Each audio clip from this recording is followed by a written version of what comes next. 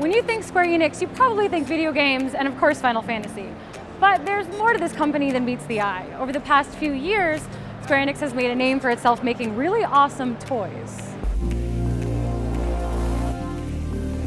So Square Enix has a merchandise division that we call Square Enix Products, and it's actually a huge part of our business. We make all these amazing and beautiful action figures in addition to, the traditional sort of products that a company would put out, like plushes, accessories, things related to the video games that we make. These figures are gorgeous, and from what we saw today at New York Comic Con, you can really tell they put a lot of effort into getting all those details just right. But what's really cool is that they don't just make them about their own properties. They make them based on other IP, like DC Comics and Aliens and Robocop.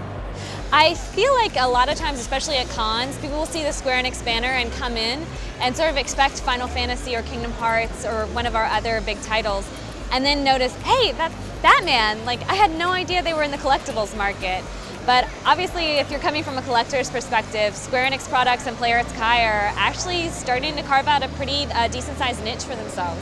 Speaking of someone who's in that fandom, and you're a collector, you want the figures, you want it sitting on your desk, you want it next to your bed at night. So the fact that they're branching out and making them for all these different IP that aren't necessarily Final Fantasy, Kingdom Hearts, or what they already own is bringing in a lot more business, a lot more fans from other areas that may come in and see, oh, they make this one character of mine that I love really beautiful, hey, they make other beautiful stuff too. From what they told me, it's become a really big part of their marketing and their business sector. Games are obviously still our bread and butter. They are by far the majority of what we do.